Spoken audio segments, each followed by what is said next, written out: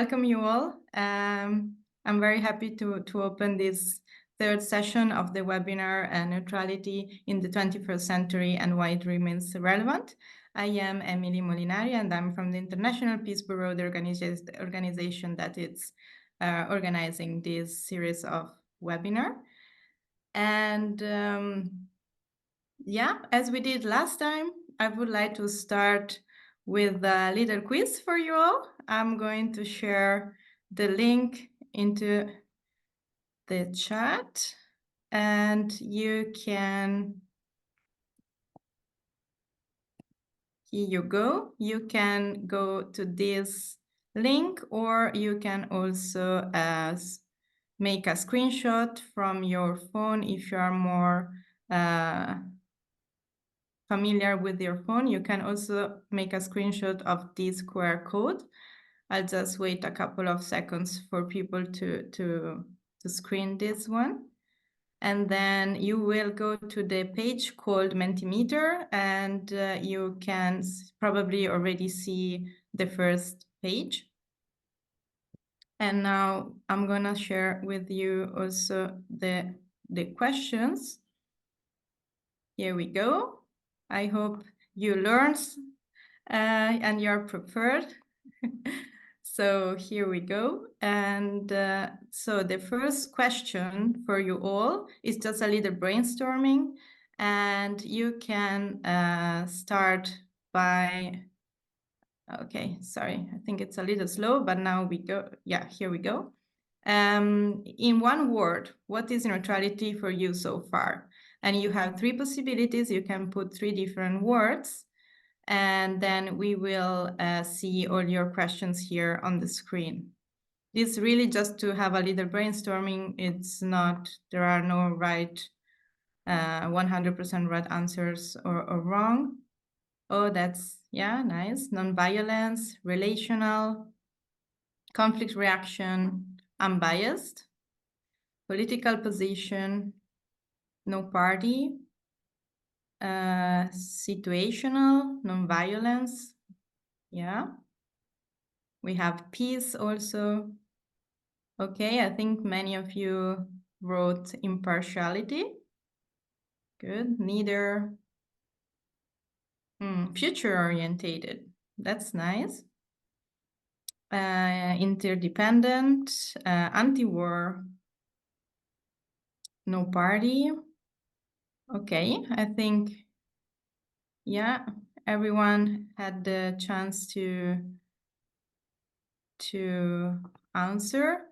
Exactly, if you prefer, you can also use the chat, but I hope you can, you find a way to use also the Mentimeter, so your answer will be registered here. Okay, we are getting more responses now. Space, strategic, justice. Okay, thank you. Fairness.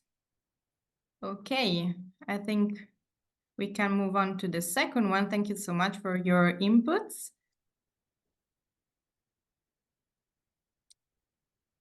And here comes the second question. In which year Finland considered become a neutral state? We have A, 1809, B, 1917, and C, 1948.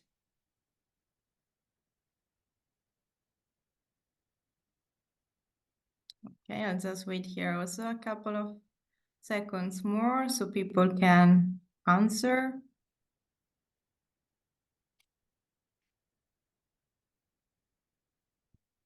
Good. We have 10 answers.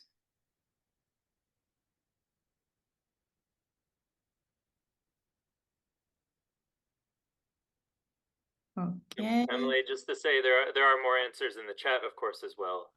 Yeah. Thanks. There, it's pretty solidly 1948. Well done. Okay. So yeah, we can say that that's the right answer, and that's letter C. And just to give you a little recap, so it was after World War II And the acknowledgement of Finland's desire to maintain neutrality in conflicts involving major powers was initially formalized in a treaty between Finland and the former Soviet Union in 1948, known as the Treaty of Friendship, Cooperation and Mutual Assistance, or the Soviet-Finland Treaty. If we trace back the pre-neutrality stage of Finland, the decision was made due to its historical and geographical context, as we saw last time in our session. Finnish history is heavily defined by its geography, which because it's located between the east and the west. And in 1917, Finland gained its independence, and during World War II, Finland lost its southeastern territory to the Soviet Union as a consequence of the war, which left a historical ill feeling towards the successor state, Russia. And regarding the map, the blue represents the NATO countries and the Warsaw Pact alliances, while the red represents the Soviet Union and the white represents neutral and or non-aligned countries in Europe, including Finland, former Yugoslavia, Sweden, Austria, and Switzerland. And as you can see in the map, Finland is once again located between the east and the west, and there is no specific law regulating neutrality in Finland, but it's a political decision. However, neutrality does not come without condition, and one aspect of this is the agreement between Finland and the Soviet Union of the 1948, where Finland agreed that in the event of an attack on the Soviet Union by other states, it would fight on the side of the Soviet Union. This is where the term Finlandization originated, meaning that Finland would pay lip service to the Soviet Union to protect its territory from any possible threats. Later on, this term came to mean a process whereby a country is induced to favor or refrain from opposing the interests of a more powerful country, despite not being politically allied with it. And now we go to the third question. What's Finland's primary consideration for neutrality? We have A, security, B, societal views, and C, religion. Good, I see more answers coming in. Yeah, okay. Well done. Yes, the right answer is A, this security. And considering Finland's historical background and geographical context, as we were saying, neutrality has always been a critical security decision. And however, a significant shift occurred when Russia invaded Ukraine in 2022. And in response to this threat, a public poll was conducted regarding Finland and Sweden's potential access to NATO. In the initial survey, around in 2017, only 90% expressed support for joining NATO. However, after the Russian invasion of Ukraine in 2022, there was a remarkable increase up to 67%. Reflecting a widespread sense of insecurity among the general public. And from the Finnish perspective, this shift means a departure from 7 decades of reliance on neutrality as a security pillar, and consequently, Finland made the decision to join NATO in 2024. Even though Finland is no longer considered a neutral state, neutrality continues to play a mediating role. And historically, Finland's neutrality served as a mediator between the East and the West. And for instance, the Conference on Security and Cooperation in Europe in Helsinki in 1975 was an example of Finland's role as a mediator between the two major hostile blocs.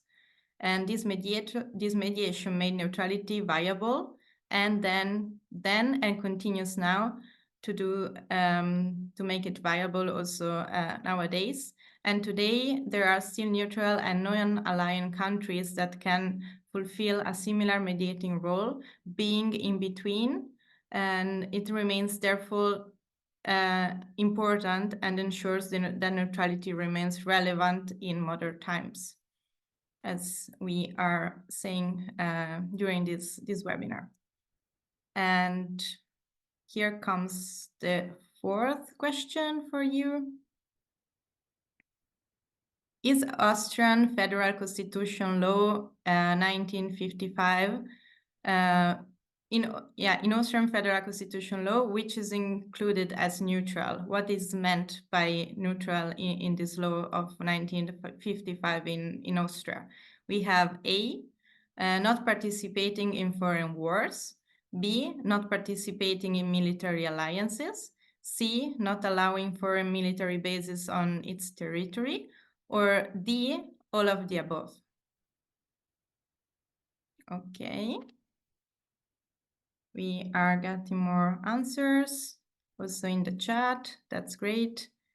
Yeah, this one was a little bit trickier maybe. But the right answer is the last one. It's all of the above. And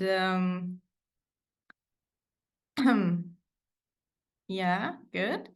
Embedded in the Austrian Federal Constitutional Law, the concept of permanent neutrality reflects Austria's commitment to certain principles.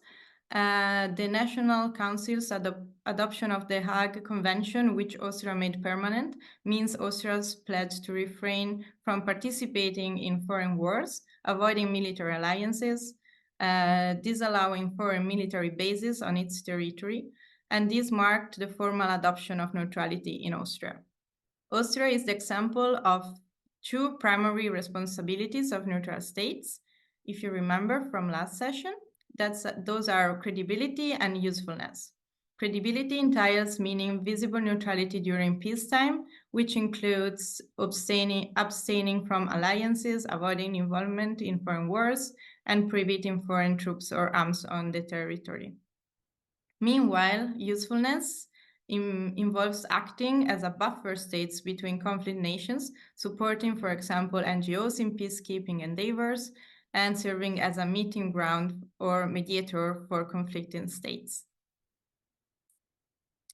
And now we have question number 5. How is engaged neutrality defined in Austria? A, active and remain neutral status. B, passive and join military alliances, or C, passive and support global cooperation? Okay. Okay. Thanks for your answers. And okay, the right answer is letter A, active and remain neutral status. And engaged neutrality in the context of Austria refers to a form of neutrality where Austria actively participates in international affairs and in initiatives while still maintaining its neutral status. This means that while Austria does not align itself with any military alliances, it engages diplomatically and economically with other countries and international organizations. Engaged neutrality allows Austria to contribute to global peace and stability while preserving its independence and non-alignment in military conflicts. So yeah, needs to be both active and remain neutral status. And now we move to the last question for today. Does Irish society support neutrality today? Yes, no, or maybe? Yes, great, exactly. The right answer is yes. Ireland's society continues largely to support neutrality today, and the principle of neutrality is deeply rooted in Irish national identity and has received widespread public endorsement over the years. Recently, at least 66% of the public voted in favor of neutrality, and the current Irish Parliament still supports this stance. However, it's essential to note that public opinion on specific foreign policies issues, neutrality included, can vary and may evolve over the time. So that was all for today's quiz. Thanks. I hope you enjoyed it and you are all warmed up now for our speakers of today's session. And I'm going to share 1 second here the screen again to introduce our speakers. Okay, so yeah, as you can remember, last week we talked about cases from the global north, and today's session is about 3 cases of the global south. We will hear examples from Asia, Latin America, and Africa. And all the presentations will be around 20 minutes. And as we did last time, we will open the floor for questions at the end. But during the presentations, we encourage you to write down your questions. You can write them on your book note, or you can also write them in the chat. I'm going to save them all. And yeah, I can, if you don't want to ask them directly, I can then address the questions at the end of the 3 presentations. Our speaker will start with a little explanation about the history and development of neutrality in their country, and then talk a little bit more about the application of neutrality, the advantages and disadvantages of being a neutral country, and then concluding by addressing the current societal views of neutrality in their countries. And yeah, now we can start with the case of Mongolia, then we will go on the case on Ghana, and we will close with Costa Rica. So now I would like to introduce you our first speaker, which is Enkhsaikhan Jargalsaikhan.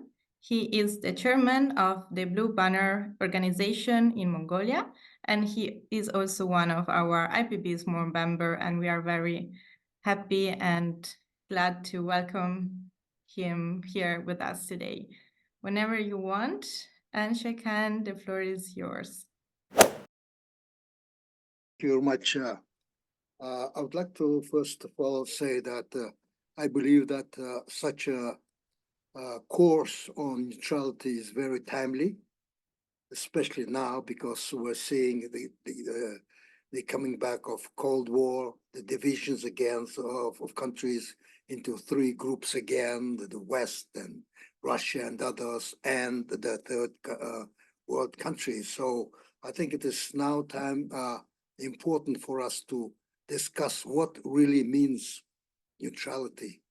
There were many questions asked before about neutrality, and I believe that at today's session and the sessions after that will also try to give you answers to those who are interested in this issue with this. I believe issue is a very important issue.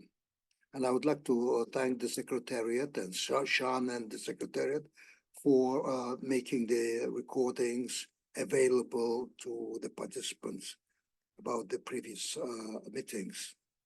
Now, I believe that the case studies is very, very important. That's why I think the organizers have made sure that countries would be able to know about the case studies of specific countries because they are important to show an understanding of policies of those countries or people of those countries, why they chose or did not choose to become neutral or permanent neutrality and so on and so forth.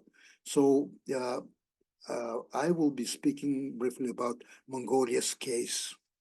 And as we had agreed, I'll be focusing on 2 things. First is on history of development of the idea of neutrality in Mongolia. And the second, the application of neutralities in Mongolian foreign policy and how the society is accepting it.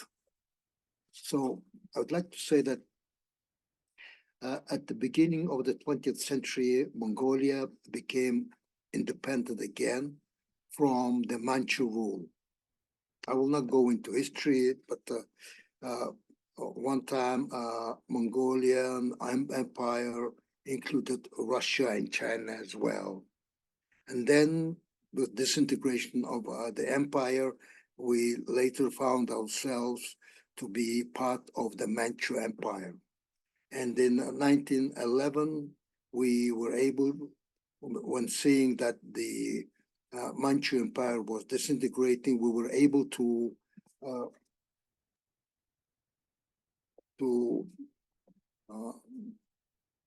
declare our independence. And since then, we were trying to make sure that we become part of international community of nations.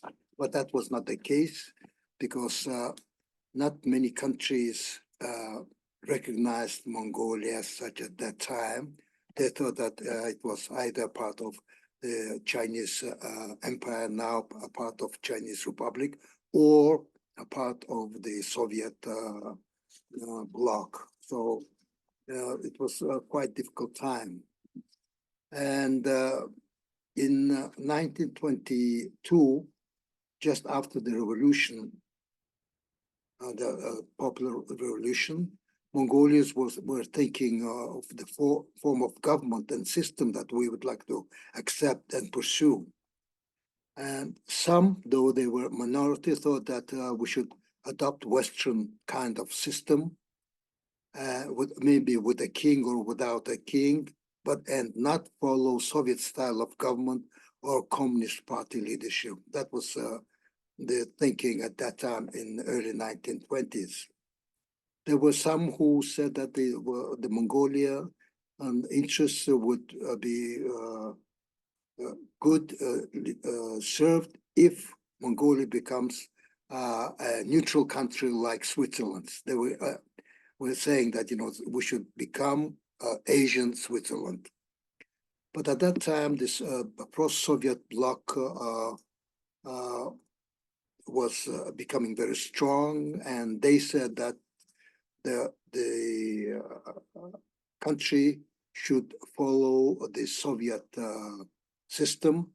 Why? Because the Soviet system is focused on liberating people, so there will be no classes, and everyone would be, very, very free citizens of their country. That was the vision of the, let's say, of those leadership of Mongolia at that time. And so those two that raised the issue of turning to, let's say, to become a country like Switzerland were not supported.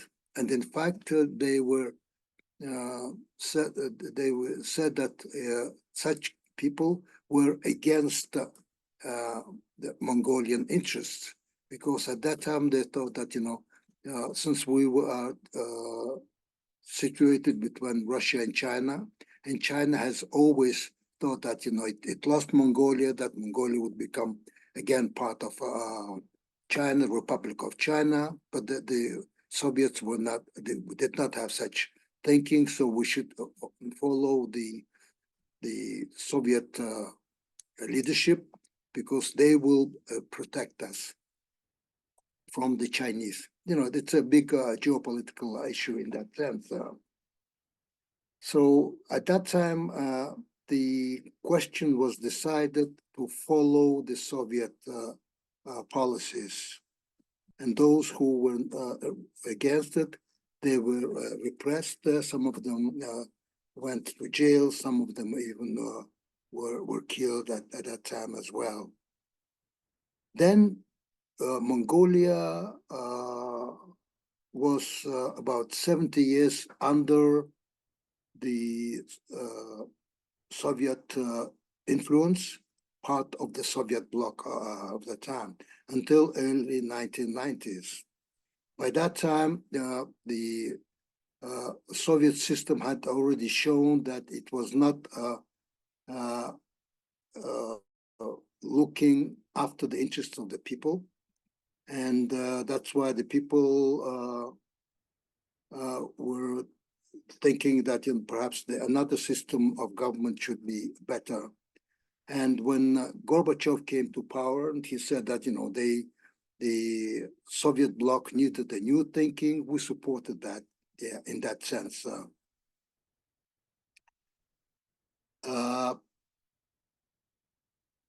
With that, I think we started to think again, what kind of government do we need?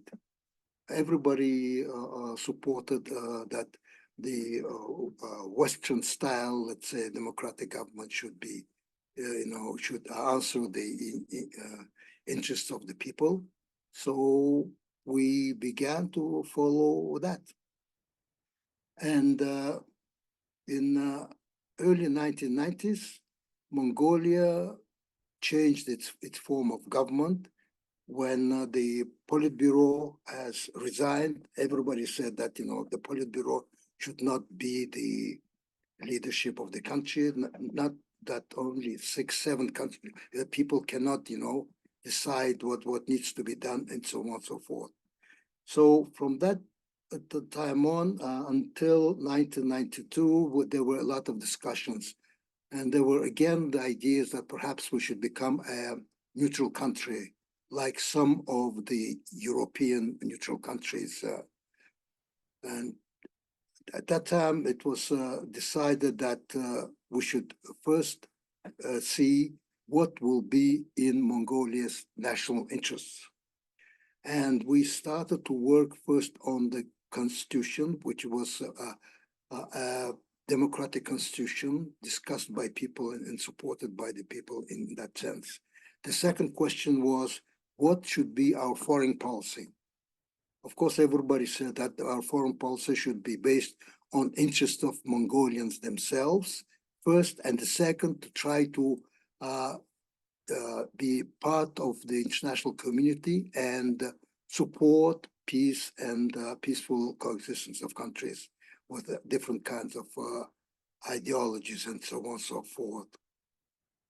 So in the end, we have decided to be pragmatic. Looking at the map, we know that we're situated between Russia and China, 2 nuclear weapon countries, 2 big powers that sometimes had adversarial relations between them, and they wanted to use Mongolia one against the other. That was bad for us. But if the Russian and Chinese relations were too good among themselves, they could always, sell Mongolia or, promote policy that might not be in our interest at that time. So what we thought at that time, that perhaps being realistic, we have to make sure that our primary priority of our foreign policy should be Russia and China.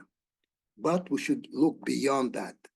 That's why we thought that there should be another part of our foreign policy, new one, focusing on third neighbor policy, third neighbors, meaning the, let's say, democratic countries, more developed countries that can work with us, support us politically, and perhaps even economically, because Mongolia is situated between 2 large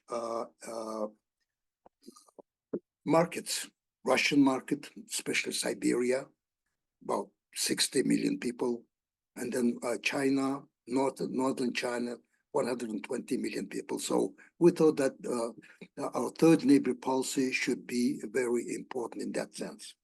With respect to the 2 neighbors, we thought that we should not be involved in their disputes.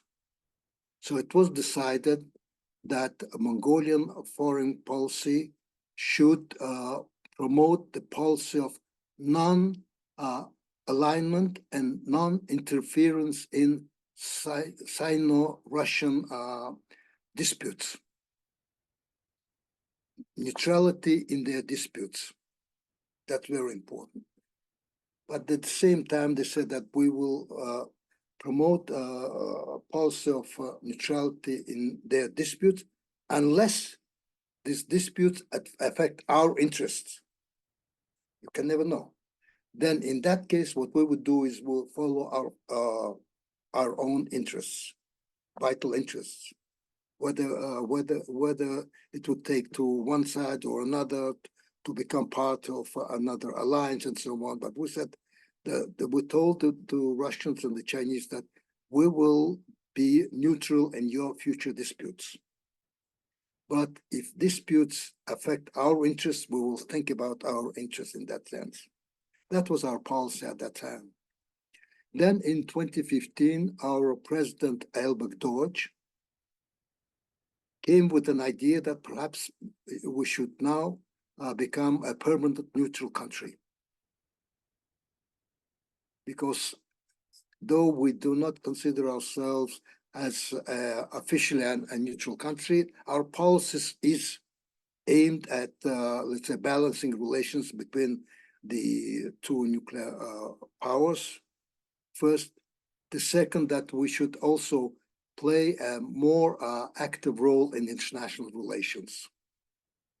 So he came with this idea, and we had very big discussions. We had, I think, 5 years of discussions about whether do we follow our policy of third neighbor policy, or become a permanent neutral country.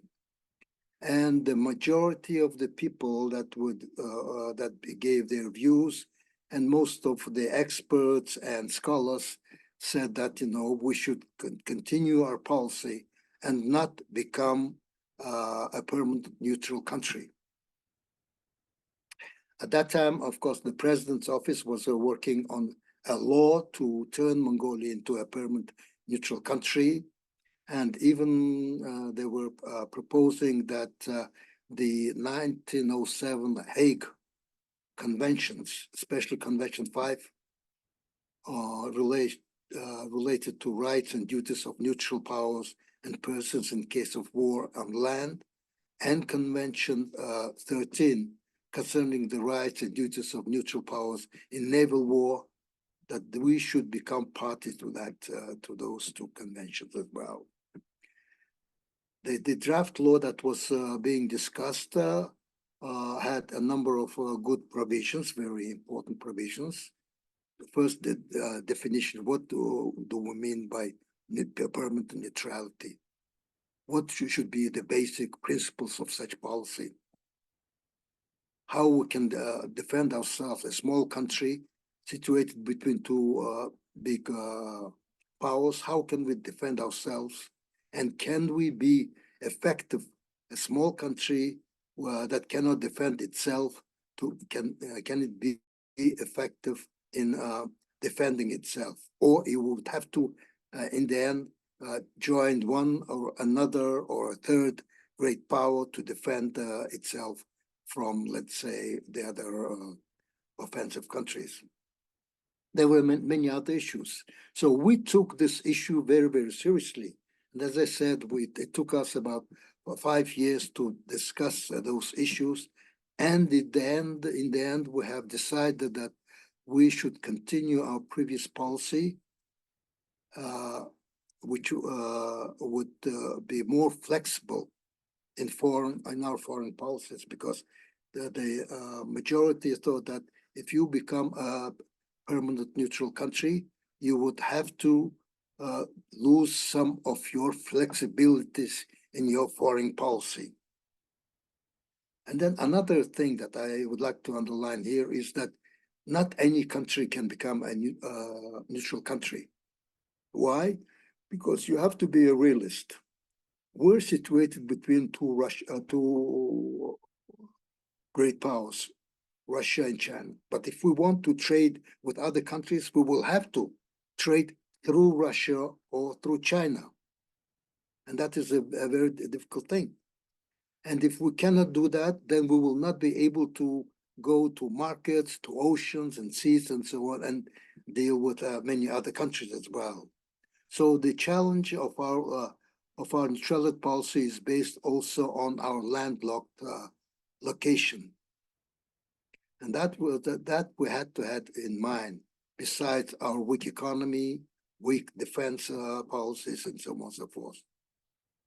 So that is the reason that, though we discussed the issue of neutrality, we have decided not to declare ourselves a permanent nuclear country and adopt a legislation on that, but promote our policy of third neighbors so that we would be able to, with the assistance and cooperation of other countries, to promote the nation's policy as far as possible. And we believe that our policy will be pursued if our vital interests are supported and protected. We have, I think, five vital interests. First, the main thing, of course, is the existence of Mongolian people. That's very important. If there's any threat to that, then we will have to rethink our policy. The second is, of course, independence, sovereignty, territorial integrity, and inviolability of borders, which is very important. If that is not supported, then we will have to look for other ways. Then, of course, like other countries, we believe that we should have a relative economic independence and sustainable ecological development. And the fifth one is, which is very important, is national unity. So these are the five areas we believe are our vital national interests. That's why we believe that we should pursue this policy. With respect to our foreign policy, we are on good relations with all the countries, including with our two neighbors. With the Northeast Asian countries, we have good relations with both North and South Korea. When we don't agree with, let's say, with North Korea, we tell them. We criticize, for example, their nuclear weapons test policies. And we implement the Security Council resolutions on sanctions against North Korea. So, and the North Koreans understand our policy and they respect that. So that's what I would like to say at this stage.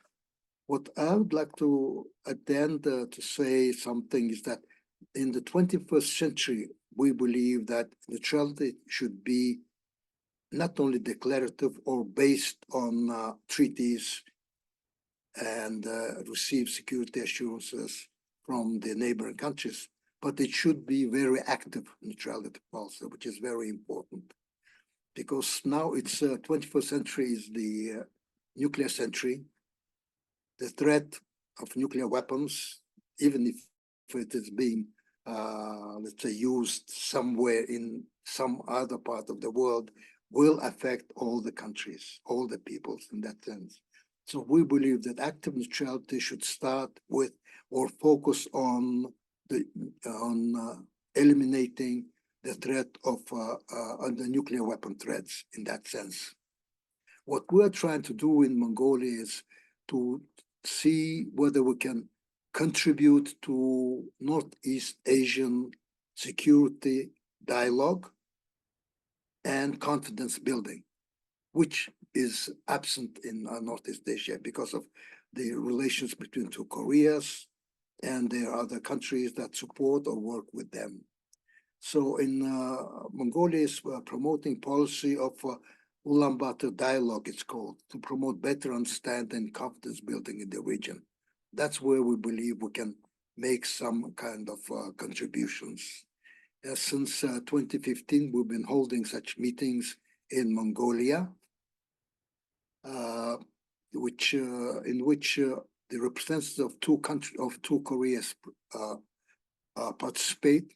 Then Russia, China, US, Japan, and other countries. Now about representatives of more than 20 countries are participating in that to work in, to see how we can promote confidence building in this region. This is what we believe our policy can contribute in this. With respect to civil society organizations, we're trying to also establish a space for NGOs to work closely together. We have this process called Ulaanbaatar process, started in 2015, and we're trying to make sure to bring together NGOs from the region, including NGOs from 2 Koreas, to discuss issues, how we can work together, and whether we can contribute, influence the policies of our government in that sense. So this is how we see our pro neutrality policy might be useful for not only for Mongolia, but for other countries as well. Another issue, the last issue that I would like to touch upon is that is also very important, is that since 1992, Mongolia declared itself a nuclear weapon-free zone country and is promoting this issue. The 5 nuclear weapon countries have, after about 30 years of talks and negotiations, have supported Mongolia's status and have promised not to do anything against this policy. Promised to Mongolia and to each other. I think it's very important. During the talks, they proposed to recognize Mongolia as a neutral country. The P5 have said that we are prepared to recognize Mongolia, just like Turkmenistan, a neutral country. But our idea was that if we want to declare Mongolia a neutral country, we would like to get security assurances from the P5 that none of them would try to interfere in our foreign or internal policies. We need such assurances. Otherwise, as I have said, we're a landlocked country. We're very, very weak in that sense. And if one of our neighbors would say that they cannot allow us to trade with other countries, we'll be in a very difficult situation. The P5 discussed among themselves, and then they said that they could support only declaration of Mongolian neutrality, but they cannot provide us with security assurances. So with that, the question of declaring Mongolia a neutral country came to a close in that sense. So this is what I would like to say at this stage. But if you have any questions, I'll be more than happy to try to answer them. Thank you very much. I think it's about 20 minutes. Yeah. Thank you so much, Enkhsaikhan. You did just great on the time. And yes, you have already many questions in the chat, so we will get to the questions of the participants later. Thank you so much for this overview on Mongolia. And now we can move to our second speaker, which is Ernest Gibson. He is co-founder and director of the Bureau of the African Peace in Ghana, and he's also one of our IPB small member. Thank you so much, Ernest, for joining us here. Thank you so much for giving me the opportunity to make my presentation, and I'm making it brief, basically on the history of neutrality. And I'll be touching base on the neutrality between the East and the West, and also finalize it on my point on Ghana, to tell if Ghana is a neutral country or not. So starting with it, neutrality in the 21st century and why it remains relevant. Neutrality is a state or quality of not supporting either side in an argument, fight, war, etc. And therefore, remaining neutral, it is a refusal to take part in a war between other powers. The group of nations worldwide that choose to remain neutral are normally referred to as the non-aligned movement or nations. The non-aligned movement is a forum of 120 countries that are not formally aligned with or against any major power bloc. It was founded with a view of advancing the interest of developing nations in the context of Cold War confrontations. Beside the United Nations, it is the largest groupings of states worldwide. The founders The group was started in Belgrade in 1961 and created by Yugoslavia's President Joseph Broz Tito, India's first Prime Minister Jawaharlal Nehru, Egypt's second President Gamal Abdel Nasser, and Ghana's first President Dr. Kwame Nkrumah, and Indonesia's first President Sukarno. All five leaders believed that the developing countries should not have either the Western or Eastern blocs in the Cold War.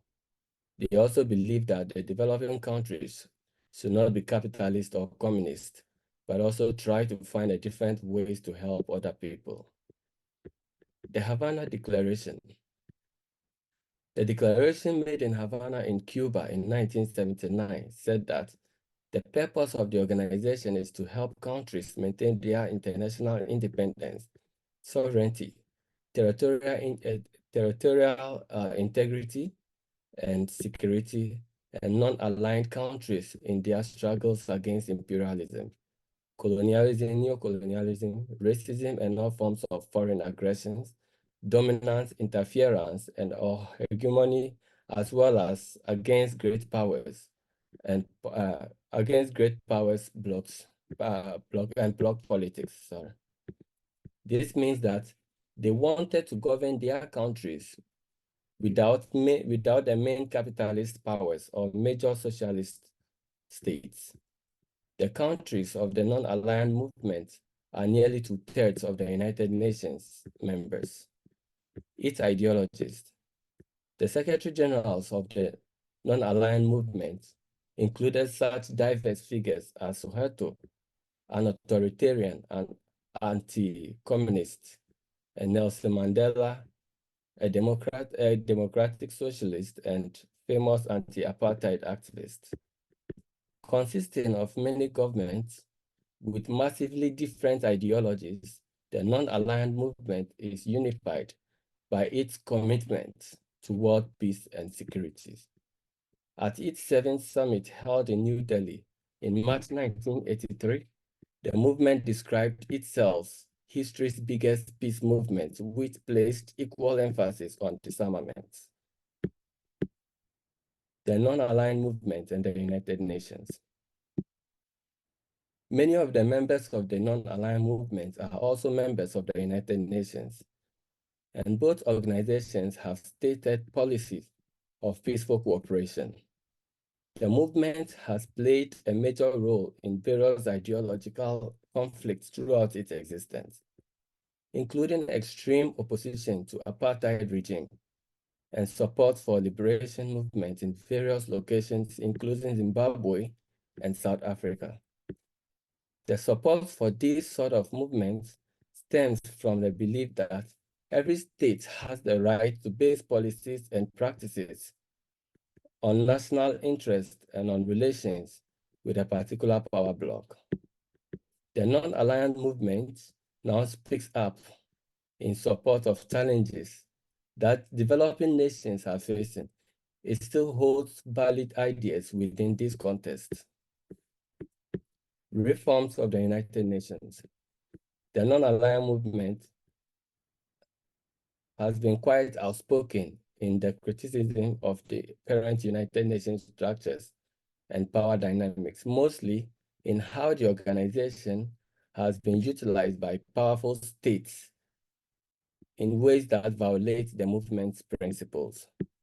The non-aligned movement has made a number of recommendations that would strengthen the representations and power of non-aligned states. The proposed reforms are also aimed at improving the transparency and democracy of United Nations decision-making. The UN Security Council is the element considered the most distorted, undemocratic, and in need of reshaping. If this is done, it will encourage nations to remain neutral and non-aligned with either the powerful East or Western blocs.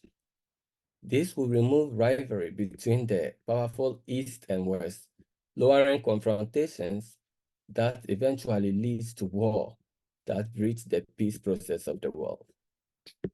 Russia and Ukraine. Russia's massive assault on an independent Ukraine threatens not only Eastern Europe, but also the human efforts since the World War II to build global peace through international laws. The United States Institute of Peace, USIP, provides analysis and support for policies that can help sustain the democracy, dialogue, and diplomacy that would be required to ultimately defeat these threats. The efforts of Putin's assault on Ukraine is already being felt across the globe, and this has come as part of Ukraine's effort to join NATO, a situation Russia is not comfortable with. Neutrality or non-alignment with either the East or West remains the only answer to aggression. The United States Institute of Peace, USIP, examines how the invasion of Ukraine might have shifted Moscow's decision-making in other parts of the world if Russia wins the war. This has given NATO and its allies continued support for Ukraine in all forms of deadly arms and heavily monetary budgets. Meanwhile, many nations across the globe need financial support for their existence. The Middle East conflict. The Hamas-Israel war adds another layer of complexity to global peace. It is high time states welcome or endeavor to join the non-aligned movement to practice permanent neutrality against the powerful East and West, and that never want to see world peace. The emission from dangerous arms and ammunition displayed on battlegrounds have also thrown a big challenge to the climate and Mother Earth. Awareness creation. In recent times, the non-aligned movement has engaged in collaborations with various organizations within the developing world, particularly the Group of 77. This collaboration is characterized by the creation of several joint committees and the issuance of statements, documents, and all directed towards amplifying global awareness of the organization. Cultural diversity. The movement accepts the University of Human Rights and Social Justice, but fearfully resists cultural hegemonization in line with its views on sovereignty. The movement appeals that protection of cultural diversity and tolerance of religious and sociocultural values that defines human rights in a specific region. It has also created working groups, task force, committees, etc.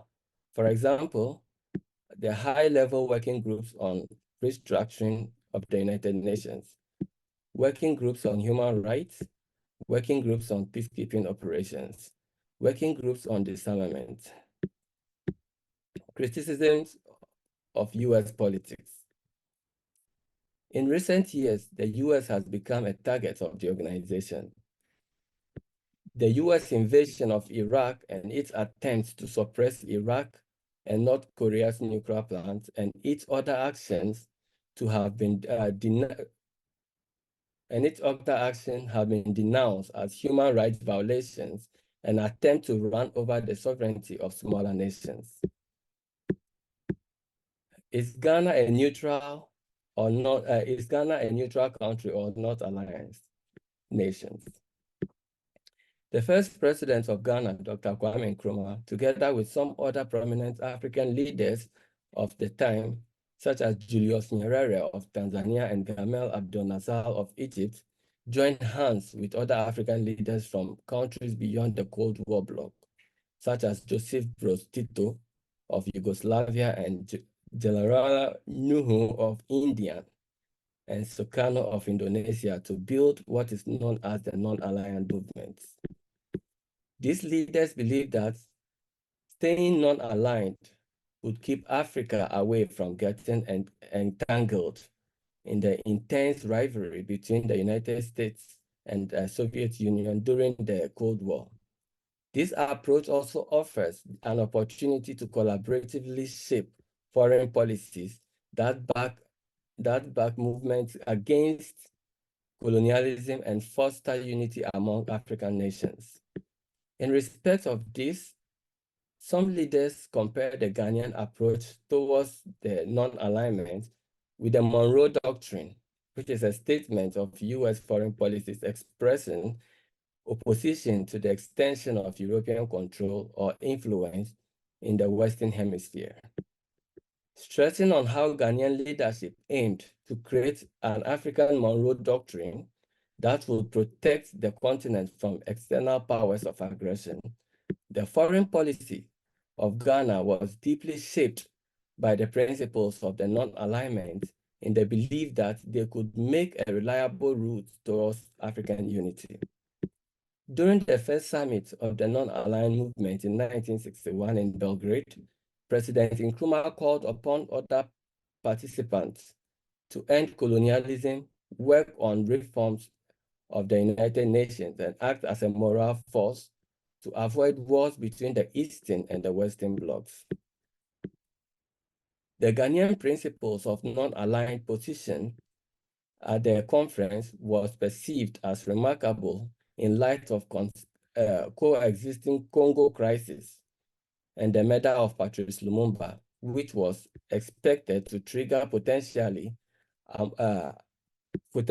stronger anti-Western racism reaction. Historically, foreign relations between Ghana and Yugoslavia became formally diplomatic relations at the level of embassy, which was established in 1959. Both countries were founding members of the founding member states of the non-aligned movement in 1961 conference in Belgrade. President Tito of Yugoslavia paid his first visit to Ghana in 1961, and he was the first foreign leader to be invited to address the Parliament of Ghana's independence since 1957. Some advantages and benefits.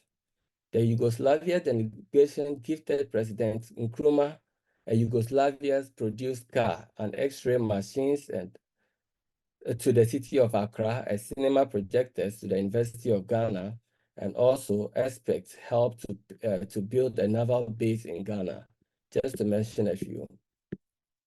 The Algerian-Yugoslavian relations also became historical, but both countries were self-identified with the wider Mediterranean region and shared membership in the non-aligned movement during the Algerian War. Yugoslavia provided significant logistical and diplomatic support to the Algerian side, which affected its inter-European relations with France. Yugoslavia officially recognized the independence of Algeria on September 5, 1961, and was the first country in Europe to do so. Indeed, it was Nkrumah's strong, unwavering belief in African personality and the emancipation and decolonization project that made Ghana's commitment to non-alignment and also to non-alignment and positive neutral emblematic of Ghana's identity as the Black Star of hope and freedom. Following Nkrumah's overthrow in the 1966 coup d'etat orchestrated by the Western Bloc, Ghana experienced a deviation from its established course that persists to this day. Under the current NPP regime, Ghana is perceived not to maintain a neutral status. In other words, I say Ghana is not a neutral country. In conclusion,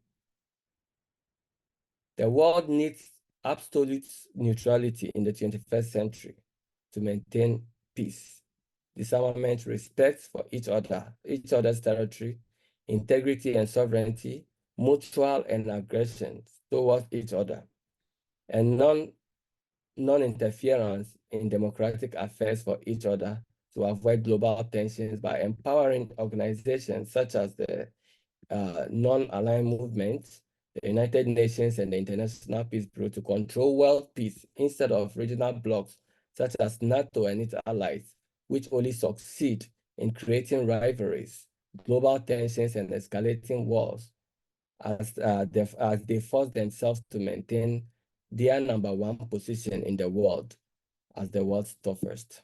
Thank you. So this is my brief presentation, and we take it from there. If there is further questions, as we await for the next speaker, we shall prepare ourselves to address these questions as we move on. Thank you. Go to our last case study for today, which is Costa Rica. And our speaker is Roberto Bolaños. And Roberto is an independent attorney who works mostly on constitutional affairs and litigation for the protection of human rights. And he is based in Heredia, Costa Rica. And whenever you are ready, Roberto, you can. So I will try to bring a different perspective, taking the case of Costa Rica and neutrality, as there has been some practical application of neutrality in the country. I have prepared some presentation, and I will toggle between the presentation and my ugly face, just, you know, not to see the screen with letters and caption all the time. So I will just how do I share here? Oh, I need you to allow me to share the screen. Yes, 1 second. So I will, in the meanwhile, start by saying that it's important to take into account that Costa Rica, it's a very, very strange country. It's okay there. It has some peculiarities that really does make Costa Rica a case study. So several things that are to be taken into account is that we this year is last December was 75 years since we abolished the army. We don't need it. We don't want it. It's of no use for us. Our ideology, idiosyncrasy, and defense policy, it's diametrally different from the main view of it. Costa Rica also have a full monist legal system, which means, and it's the most extreme example in the world. In Costa Rica, we don't really make a difference between international law and domestic law. So you can go to the court directly and invoke any international law provision that Costa Rica has ratified and is party of, and no problem. The court has to apply international law in domestic cases. Costa Rica also has this very strange provision that says that international human rights instruments have a superior hierarchy over the Constitution, which it's.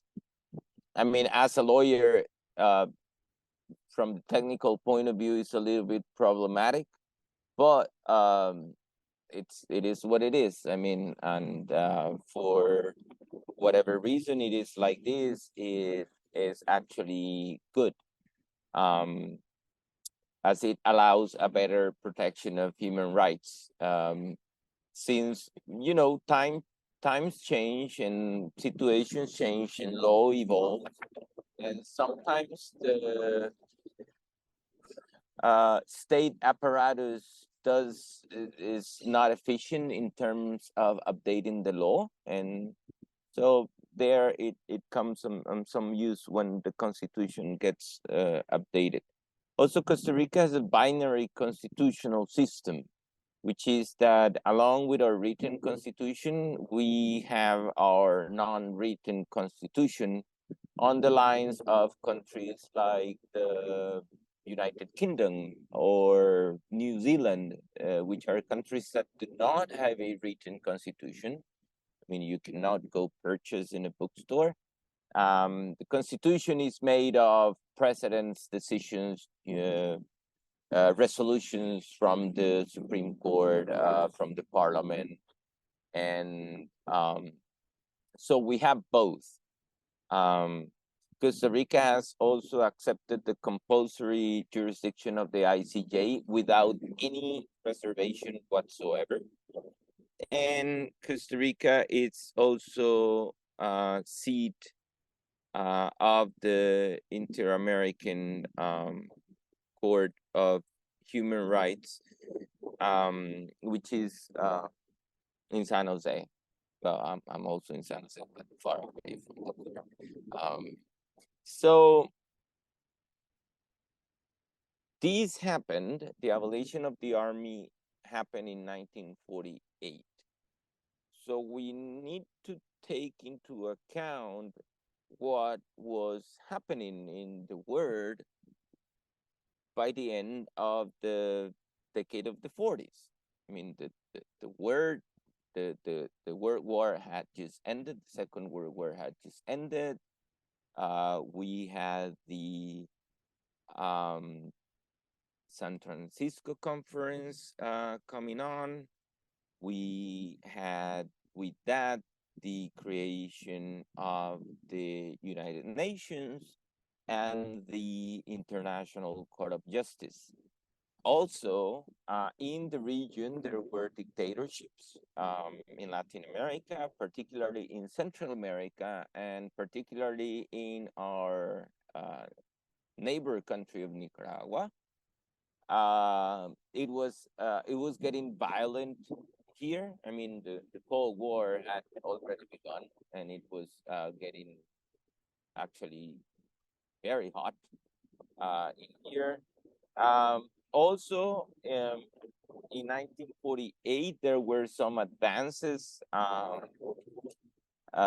in terms that in different part of the world, different blocks were created. In the Americas, the Organization of American States was created, also with the Pact of Bogota for settlement of disputes, and the American Declaration of Rights and Duties of Man, all of them from 1948. And given the international situation and this environment of hope for a new world order that would be based on peace and justice and law, Costa Rica decided to make this crazy leap of faith to the Holy Church of international law and hope for the best. I mean, Costa Rica decided that whatever means other than war to solve disputes would be better, even having the risk of a non-defense attack. It has to be taken into account that, like in Europe, some countries have created NATO. Latin America has the Inter-American Treaty of Reciprocal Assistance that works as a defense pact in the similar way. Whenever one country is attacked, the other will consider themselves attacked, and everybody comes to the defense of the invaded country. Now, the effectiveness of the TR has been put into test when Nicaragua invaded Costa Rica in 2009, and the TR was not put into effect. It was thanks to the ICJ and cautionary measures that the invasion of Nicaragua didn't continue. So, next slide here. So, because we are devout followers of the Holy Church of International Law, we had our own very own Hail Mary in the 80s. So, the Cold War was getting hotter and hotter in Latin America. Central America was a mess. There was war everywhere except here in Costa Rica. In Nicaragua, which is, as you can see in the map, north of Costa Rica, the Sandinista revolutionaries had taken power and they had ousted the puppet government imposed by the US to keep the Banana Republic being a banana republic, or a banana region to be more precise.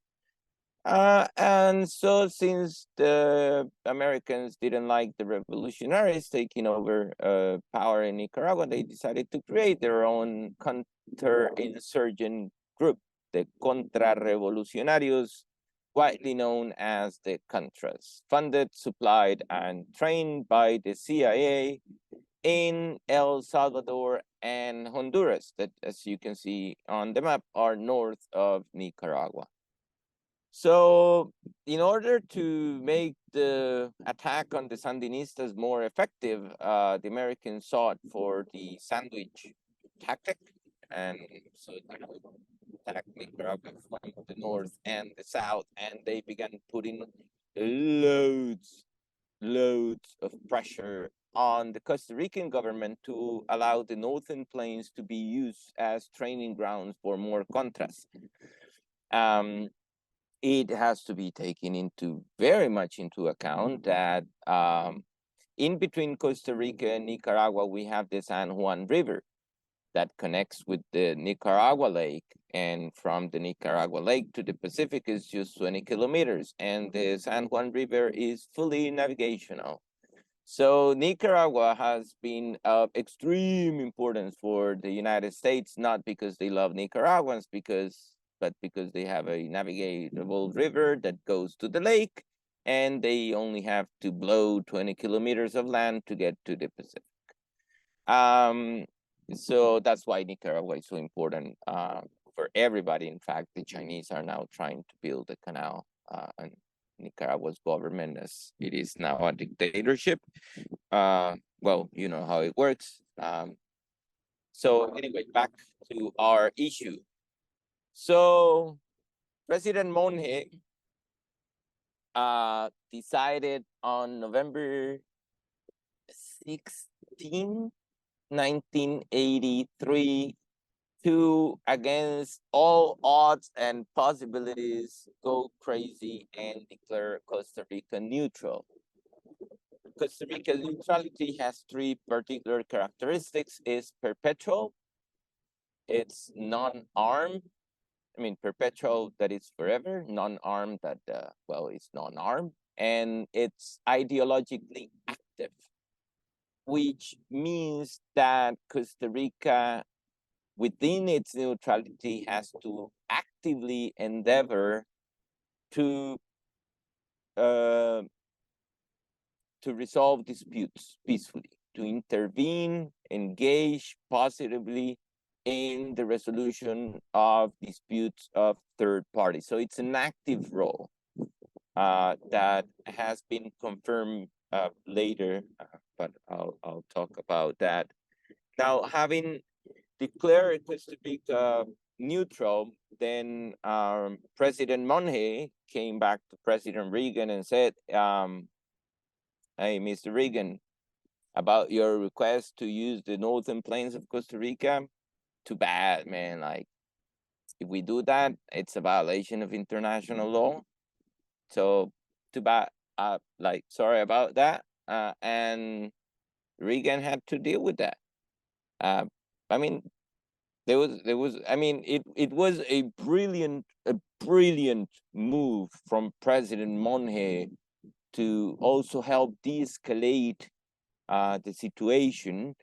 It was a brilliant. I mean, as I said, it was a very effective Hail Mary, and it actually worked. Now, after that,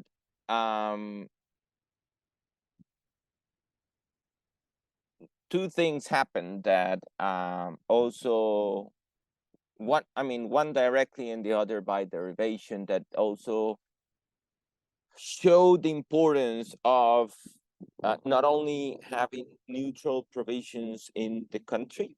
As of 1983, Costa Rica's neutrality was a unilateral declaration of international law. And also the importance of having a effective and independent judiciary in the country. So we're going to talk about two court cases that I brought before the Constitutional Chamber of the Supreme Court of Costa Rica, that deal one directly and the other, as a side effect of the first one with neutrality. So we will talk about the, I don't know if you remember, probably yes, hopefully yes. You all remember that very sadly in March 2003, Bush, Blair, and friends decided to invade Iraq for oil. Now, before they decided to invade Iraq, because the war was illegal, right?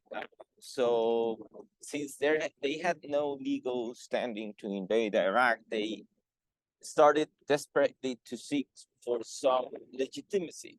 And this legitimacy was being given in the form of a coalition of the willing, right? And this coalition of the willing was to invade Iraq for three particular purposes. They wanted to invade Iraq for peace, democracy, and human rights. Now, and they say this thing. Bush went like, no, we are doing this because Saddam Hussein is terribly bad and they are armed to the teeth, and we have to do this for peace, democracy, and human rights, peace, democracy, and human rights. And if you want to talk about peace, democracy, and human rights, and you want to make a team of countries that can talk about peace, democracy, and human rights, you want Costa Rica in that team. Because Costa Rica is one of the few countries that can actually talk about the three topics at the same time with some moral authority, right? So, Costa Rica, after a lot of pressure from the US in the form of either you support me or I take away the aid, the President Pacheco administration decided to bend, and Costa Rica supported the coalition of the willing. At the time I was at law school, I was 22 years old, but I was very upset. So I made my best and I wrote a suit against the government, and I went to the Supreme Court. And I actually won the case. The Supreme Court ordered the government to withdraw the support given to the coalition of the willing and to request the White House to eliminate the name of Costa Rica from the site of the coalition of the willing. The Supreme Court found that the support given by the government of Costa Rica to the coalition of the willing was in violation of Article 7 of the Constitution, which states the obligation of the government to abide by international law. Then it also found, and this is why it's important that Costa Rica is a money system. It found that Costa Rica had violated the UN Charter because the invasion of Iraq was never authorized in Resolution 1441, which in its place actually gave Iraq literally one last chance to allow the inspections from the IAEA to go on. And it also found further violations of international law, as it found that the support violated neutrality, and neutrality as a unilateral obligation of international law. It's, well, an obligation of international law to which Costa Rica has to abide. It further found, I was not successful to convince the court that Costa Rica had created a right to peace. But the court did acknowledge that peace was a constitutional principle and value to be taken when assessing the decisions of the government. So far, this has been the only case that I know where the judiciary has told the government, oh, it's very windy, that cannot go to a war. So in this particular case, you can see that neutrality actually worked to keep a country out of a conflict, to de-escalate. And again, it's not that Costa Rica was going to send GI monkeys to fight in Iraq, but we were going to give that political legitimacy and support that was so much needed by the Americans and the British to legitimize an illegal war. I'm gonna rush because I know I'm over time. Sorry, but there's just one more case, which is the nuclear weapons case. In 2006, President Arias went crazy again and decided to authorize the manufacture of nuclear reactors, elaboration of nuclear fuel, extraction, of thorium and uranium for all purposes, including military. And I insist that Costa Rica has created a right to peace that is incompatible with these sort of things. That on top, that Costa Rica has signed the NPT and the Tlatelolco Treaty, which is the Latin America Nuclear Free Zone Treaty. And so I went again to the Supreme Court. I was still finishing law school. I was 25 years at the time. And I filed the case and won again, luckily. And it was all good.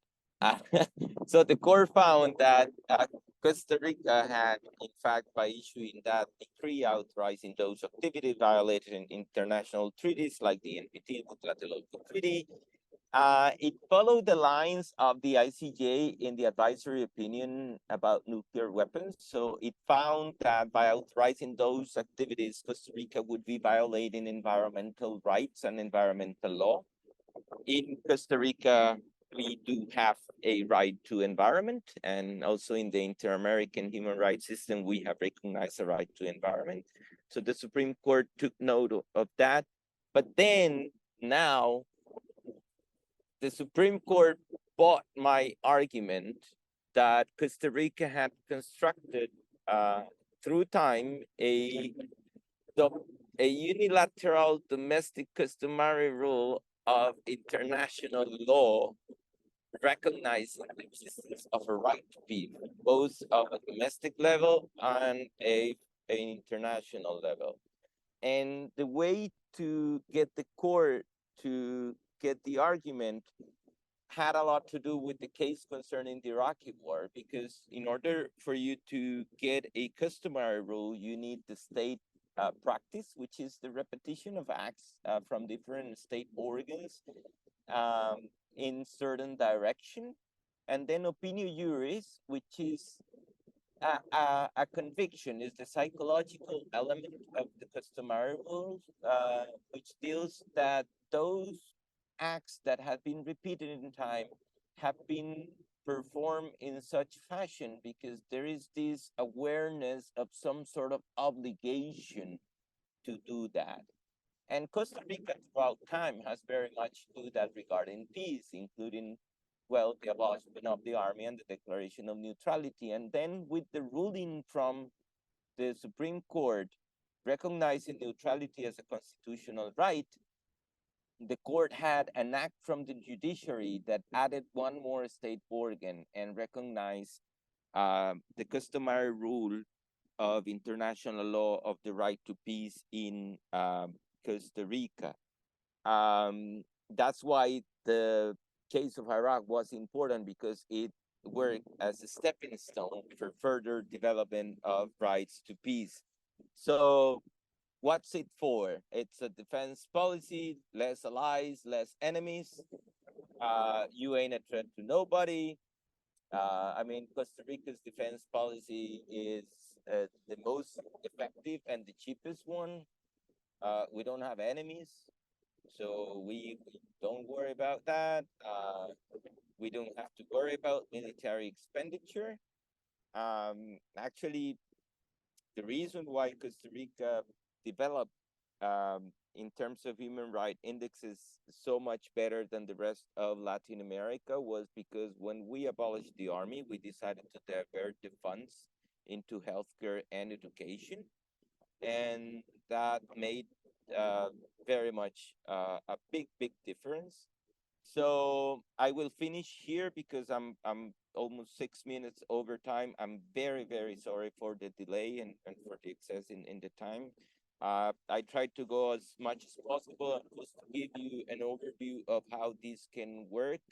I mean, also to make you aware that, I mean, this is not a utopia or a dream, like it's actually happened. Like, hello, Costa Rica, hello, like we're here, we exist. There is another way, which is the way of peace and love, and you know, not slicing each other's head with a sword.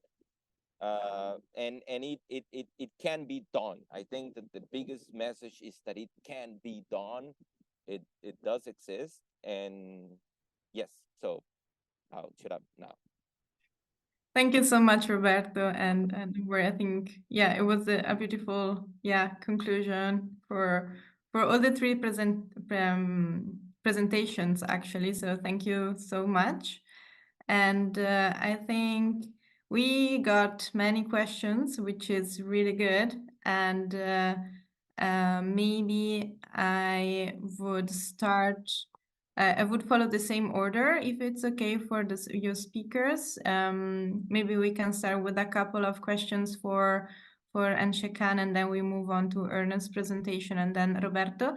And if we will still have a little time, there are also a couple of more general questions. Maybe we can address them in the end.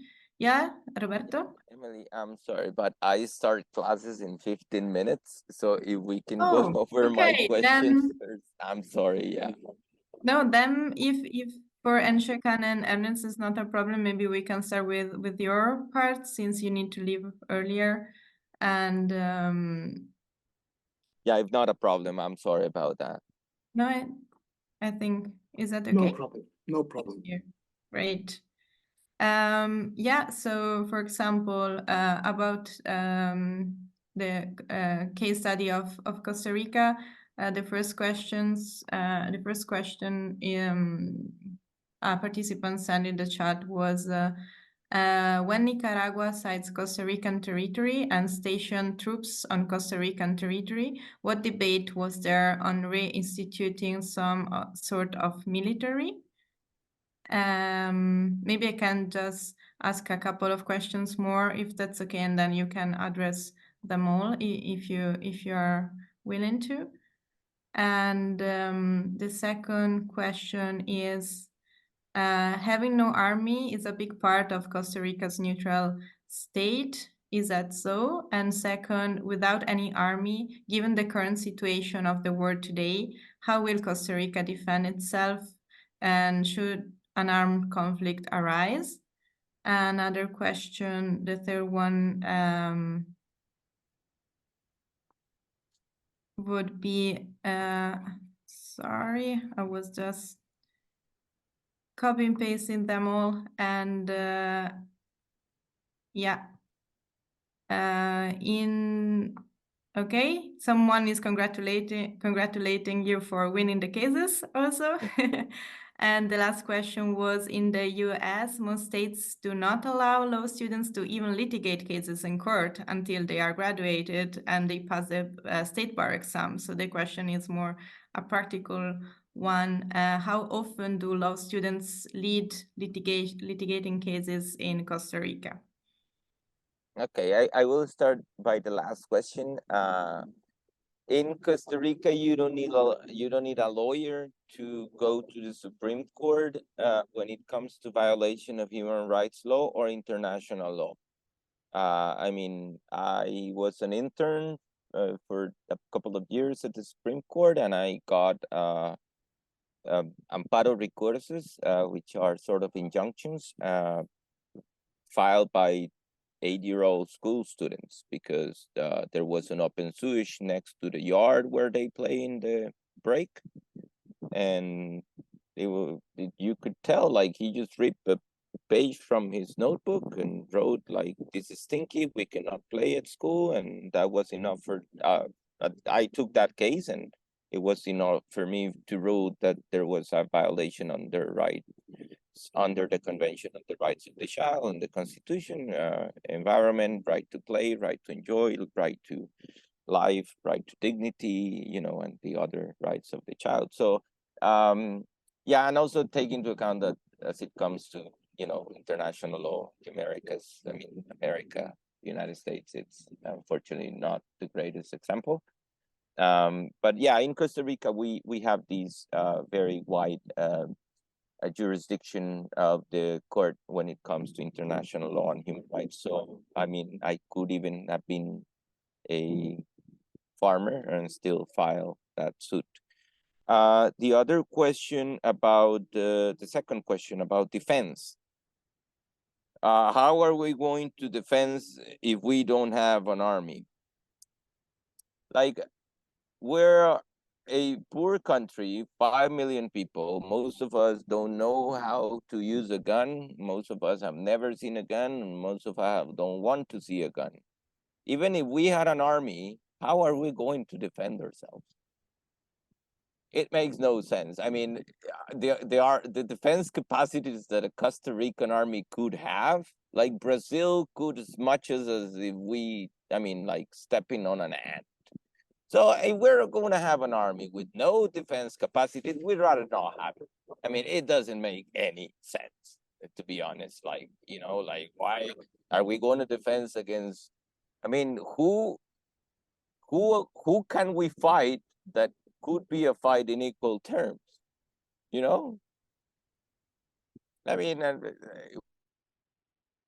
could train, monkeys and birds to, do certain stuff, but poor monkey and poor bear, so we'd rather not do that. That's the same reason why we don't extract oil, because we'd rather save the turtles.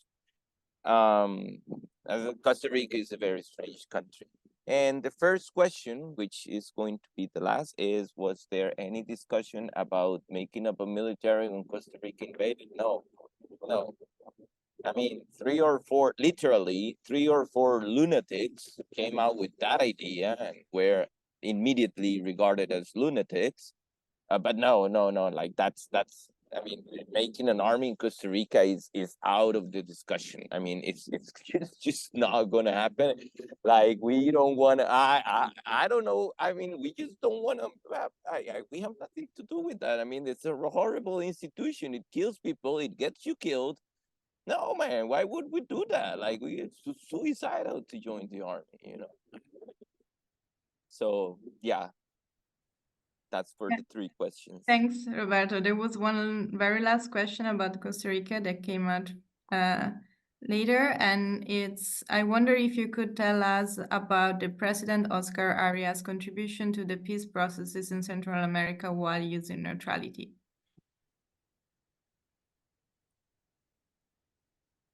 About 6 years ago, I was ambassador to South Korea, so I learned a bit of diplomacy. I will try not to speak too bad about Oscar Arias, all right?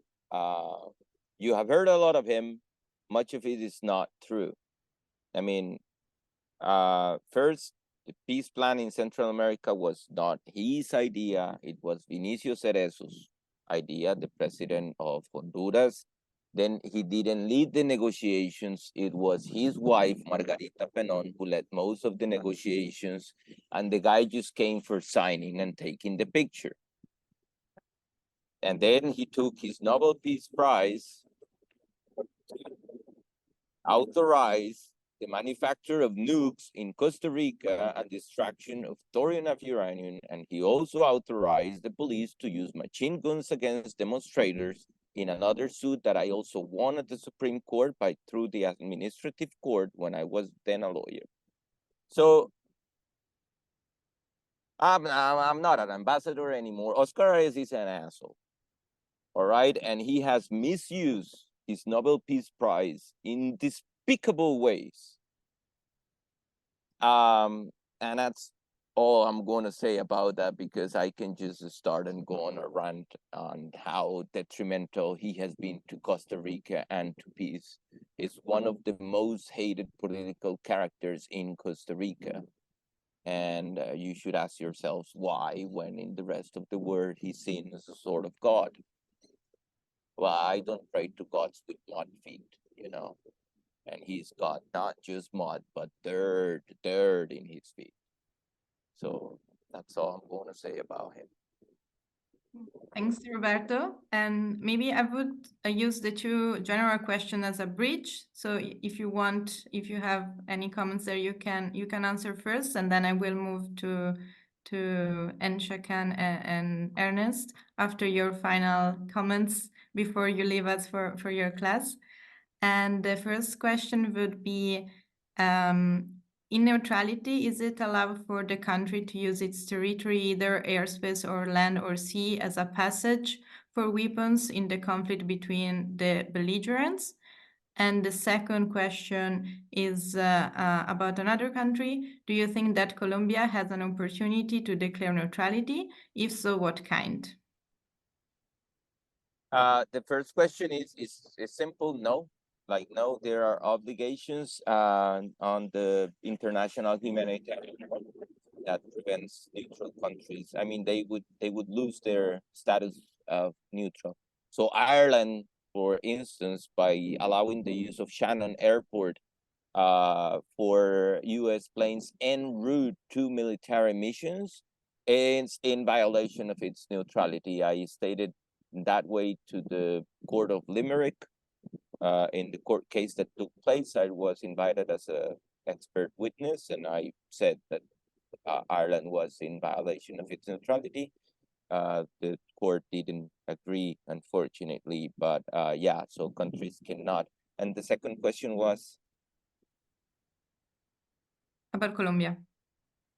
I mean, if you ask me, it should. I mean, every Latin American country should, in fact, should declare itself neutral. We don't have wars against each other. Maybe Chile and Bolivia have some issue there with the border, a land dispute, and access to the sea, but that should be, worked in peaceful ways. But if you ask me, like, every non-powerful country should be neutral. I mean, in the end, like, we are the stomach of the world. So whenever the world eats too much, stomach ache, So yeah, I do believe that a path for a more peaceful world is a lot in hand of more countries becoming neutral, and hopefully non-armed. Thank you. Any final comments before you need to rush to your class? I hope you enjoyed the rest of the course, and I hope my part of the class was of any use for you. I mean, that's pretty much it. Always try, even when you think it's not going to work, try, and never lose hope. Thank you so much. Yeah, and also for this, inspirational message. Thank you again, and I wish you all the best for today's class and for the rest of your day. See you soon, Roberto. Thank you. Bye. Thank you so much. Now we'll ask Enkhsaikhan and Ernest if you want to address any points of these last two general questions before we move to your case study. Can I say something? Yeah. Yes, please. I think we also had the question at the beginning of 1990s, whether as a small country, whether we need an army to protect. I mean, Russia and China, they're giant, very strong countries with strong armies. And in the end, we have agreed that we should have an army, small army to protect the territory itself. First. The second is that when you have an army, you have military cooperation with other countries, starting with our two neighbors, with other countries. And I think one of the questions that I was asked to respond was about NATO as well. I think, yeah. So I would like to say that we have decided to have an army to protect our own territory only. And then the army could also promote cooperation with other countries and international organizations, and even participate, Mongolia participate as one of the contributors to United Nations peacekeeping operations. We have a small army, which is 125th in the world, but its activities is very, very much appreciated. It is considered as 23rd active country in peacekeeping operations. This is what we can contribute to that.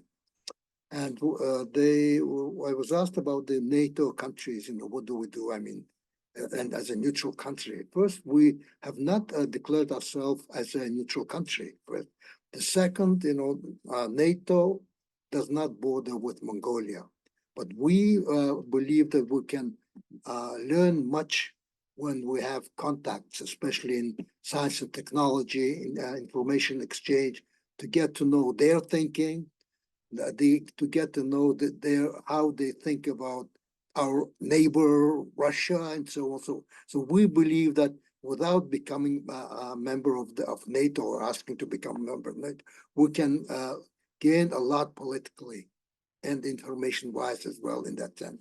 So that's why we have this partnership relations with a NATO country. We're not a member of the NATO organization, but nevertheless, we believe that having an army also has its usages. We have a large, let's say, border, about 8,000 kilometers.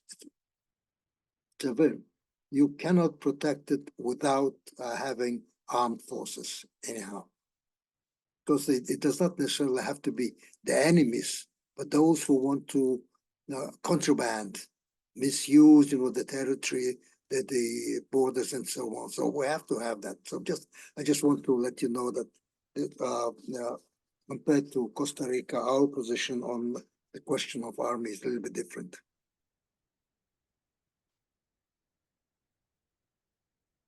Thank you, Enkhsaikhan. Yeah. And maybe we can follow up. There was a follow-up question in the chat. How many soldiers are in the Mongolian army? Again, I think it wasn't clear. Sorry? How many soldiers are in the Mongolian army? Oh, officially it's about 35,000. It's not a big army, but nevertheless, I guess we believe that having army is also important for two reasons. First is to make sure that the young people who are able to serve in the army, try to serve in the army, get to know the basics of military training. And the second is also army provides opportunity to get some technical training, whether it is driving something, or let's say missiles and everything else. So these people, the young people, would have to know these things as well. And maybe another question that it's a bit connected here. At the very beginning, there were also questions regarding the current international and geopolitical situation, and given the current situation between Russia and Ukraine, has Mongolia made any shift in its neutral position? And for example, also here, connected to this aspect, how does Mongolia strategically position itself given the geopolitics in your part of the world? And In the light of the situation in Ukraine, how much has Mongolia rethought its law of 2000 in promoting Mongolia's nuclear weapons-free status? And also, I think I would just also say these two questions, if it's not too much. This is more about the international economy. Maybe what role do the multinational companies digging for gold, other precious resources in the definition and discussion of Mongolian neutrality policy? In how far is there any possibility for Mongolia to leave neutrality corresponding to the organized civil society? And the very last for this block would be, how can Mongolia stay neutral for long, less in the future, since the world is very problematic and superpower always want a small country insides? Well, I think I can start with the last question. I think that's because I believe the more the situation becomes difficult, the more we should persist in promoting neutral policy, not to take sides. So I think the 2/3 of the members of the international community are more or less neutral when it comes to East-West, Cold War and so on. So the more the situation becomes difficult, the more we have to be resilient in that sense. So this is what I would say. Our civil society organizations, they support our policy, not of declaring Mongolia a permanent nuclear country, but our policy of developing relations with all the countries as much as possible. For example, I think you asked about the Northeast Asian region. In Northeast Asian region, we're trying to promote or play a positive role in bringing states together. And that's, as I have already pointed out, Ulaanbaatar dialogue, Ulaanbaatar process. These are the areas where we try to bring all the countries of the region of Northeast Asia together to discuss issues of common interest and common concern.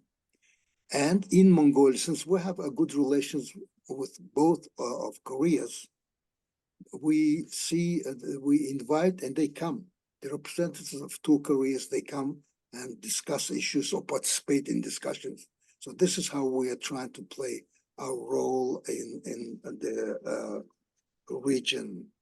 About nuclear weapon-free status, I think I would say that this is a novelty in international relations because nuclear weapon-free countries do not so far recognize single-state nuclear weapons states. They believe that nuclear weapon-free zones should be made of groups of countries.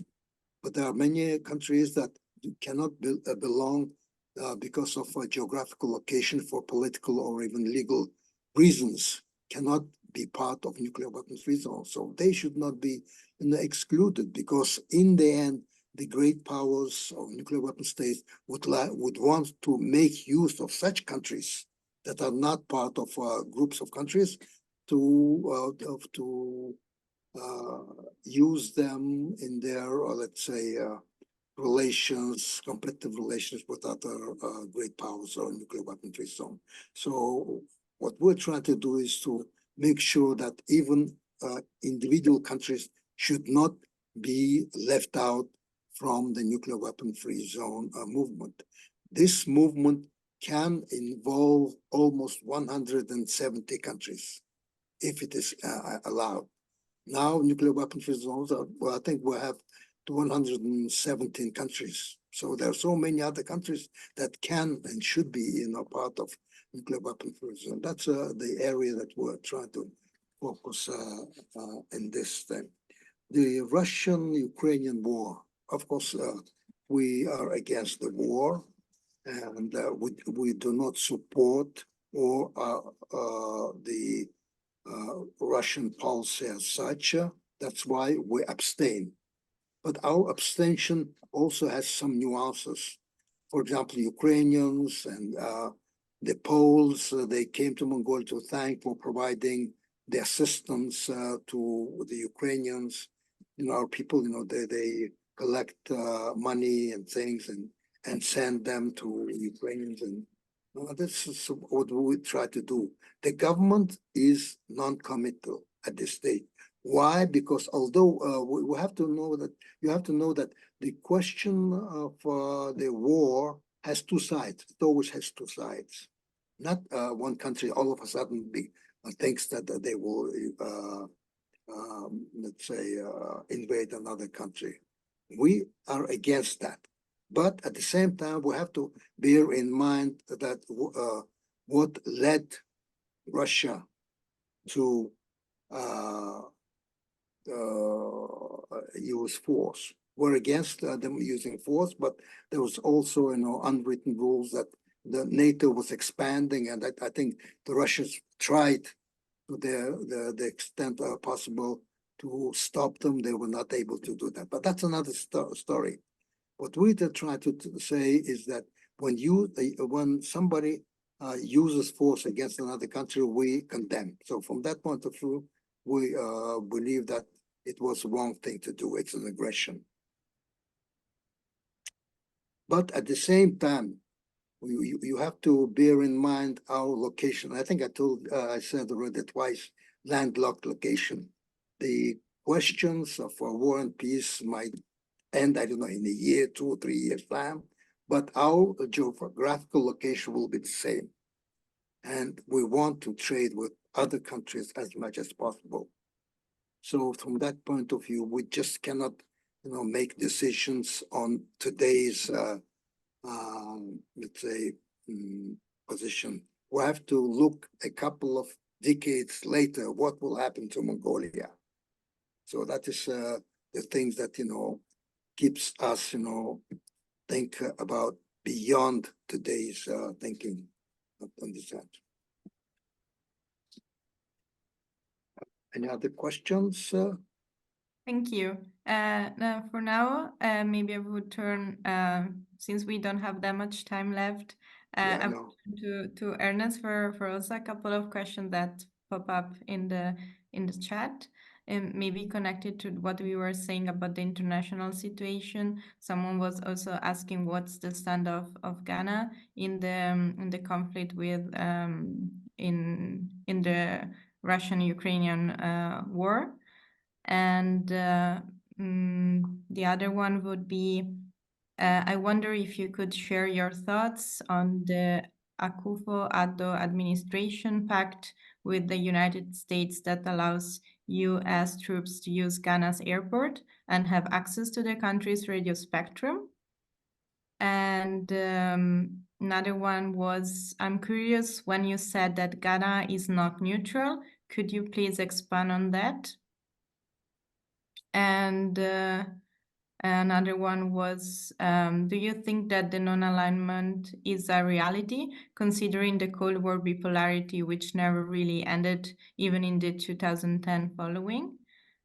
And the last one for now would be, do you agree that there are always historical hidden powers that start wars because of viability of their foreign borders and interests on both states? You can choose probably a couple, Ernest, if you want to answer, and we will try to answer the rest via email as always, since we just have a couple of minutes. Thank you so much for giving me the opportunity once again to answer these questions. And starting with the first question, which is who is trying to find out where Ghana is leaning? Yeah, I would say from the ongoings, what is happening in the world right now and what is happening in Africa and Ghana, to be straight, I would say Ghana is currently leaning on the US. In my opinion, Ghana is currently leaning on US. And when it comes to the second question about my opinion about the Akufo-Addo's government, that is a very big question. And I would say to address that question, Ghana is, we are lacking so much behind the clock. And what we need to tackle first before getting to that level is corruption. Because, excuse me to say, we have leaders who are being brought into power, and leaders, in my opinion, are servants to serve the people, but it's working the other way around in Ghana, where we bring leaders, then we tend to go back serving these leaders as well. Before they come to power, they read their manifestos and many others that we feel convinced. And because of that, we voted for them to bring them in power. But unfortunately, they come into power to look at the opposite sides. And what they come to do is to acquire wealth. They try to do anything possible to acquire wealth. And one of the biggest problems I foresee in Ghana is we are lacking what we call the national agenda. For example, we have Party A, which is NDC, who comes in power, and they set up an agenda that, okay, this is what we're going to be working on from the first year of our term to the end of the year, end of our term. Then they are not able to finish that agenda. When NPP, which is the next party, comes into power, they would never continue with this agenda. They leave it, stand still. Then they also go to start whatever they have come to bring to the people. So if you go to Ghana currently, you would have over hundreds of uncompleted state buildings, which is causing financial loss to the state. So before we would talk about neutrality, we should talk about how do we call it? We should talk about corruption and try to solve the matters on corruption. But currently, if anyone cares, I am able to share the videos of the Akufo-Addo's government and what is happening between the government and the US as they are asking right now. I would say that was a conversation behind closed doors between Akufo-Addo's government and Donald Trump's when Donald Trump was in power. And if you listen to the agreement of what they are trying to bring, they try, when they come in power, they post good information to the people that this is what they are going to do. Then unfortunately, when they start with their main agenda, then the people are not able to oppose it, and it becomes a very big problem. Before you realize, this bill is passed, this law is passed, and at the end of the day, then everyone becomes problematic in the country because no one wants to continue to sit in that seat waiting for whatever that is coming. So people become violent. They say a hungry man is an angry man. We all get up, then everyone is looking for a possible means of survival. So in that regard, those who have the means, they go through that means, and whatever everyone feels is okay for them, they go for it. And at the end of the day, unfortunately, most of them are not the right channels to go with, and it becomes a chaos in the country. So that is my opinion from that side. Thank you so much, Ernest. And I think we need, unfortunately, to wrap up today's session. I know that this exchange has been really interesting. But before doing that, do you have any final remarks, Enkhsaikhan and Ernest?